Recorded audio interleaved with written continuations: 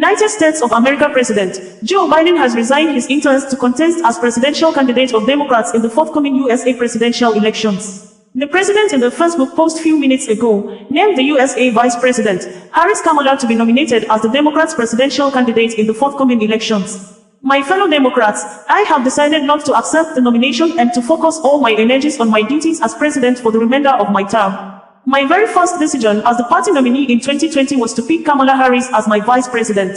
And it's been the best decision I've made. Today I want to offer my full support and endorsement for Kamala to be the nominee of our party this year. Democrats, it's time to come together and beat Trump. Let's do this, Joe Biden said. We had earlier reported that the United States of America President Joe Biden has said that while in isolation for the COVID-19 recovery medical treatment, he will continue to discharge his constitutional duties as the president of USA. Joe Biden, who tested positive to COVID-19 on Wednesday during his electioneering campaign tour at Nevada, issued a statement through his verified Facebook page on Thursday morning night.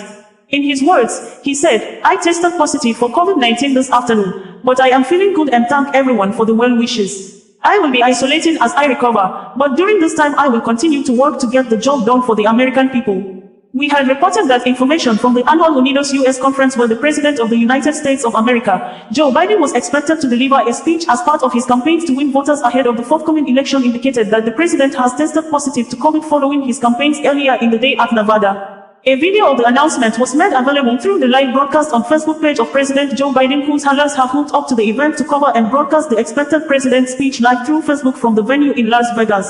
OsazuwaAkonedo's U.S. President and CEO, Janet Mogwa, took to the podium on Wednesday, saying, Biden spoke with her on the phone apologizing for not being able to make it.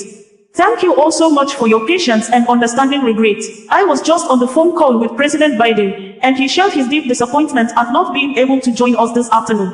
The president's been at many events, as we all know, and he just tested positive for COVID," said Janet Mogwa. The 81-year-old was expected to speak to a room full of Hispanic voters in the swing states ahead of the November election in which he will contend with the former president of USA, Donald Trump, who earlier in the week narrowly escaped death after a gunman shot at him severally while on stage campaigning at Butler, Pennsylvania.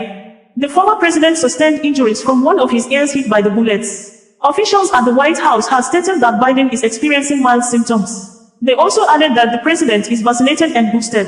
Earlier today, following his first event in Las Vegas, President Biden tested positive for COVID-19. He is vaccinated and boosted and he is experiencing mild symptoms. He will be returning to Delaware where he will self-isolate and will continue to carry out all of his duties fully during that time. The White House will provide regular updates on the president's status as he continues to carry out the full duties of the office while in isolation.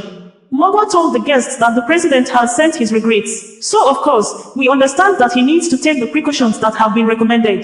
He did not put anybody at risk. He said to tell my folks said we're not going to get rid of them that quickly. We're going to have a chance to hear from him in the future directly. He's just really sorry he couldn't be with us, and obviously we share that disappointment, but we've seen how COVID is still happening in our community still, and we understand that protects all of us," Mogwa stated in quote. Hey everyone, so Donald Trump has picked his new running mate, J.D. Vance.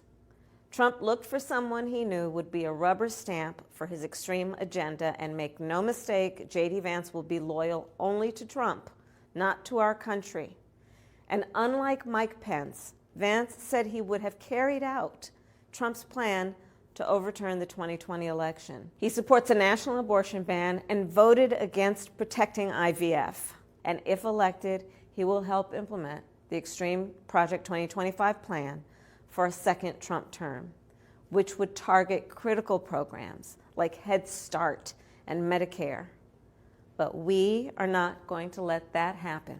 OsazuwaAkonedo, bringing you the news in a more digital way.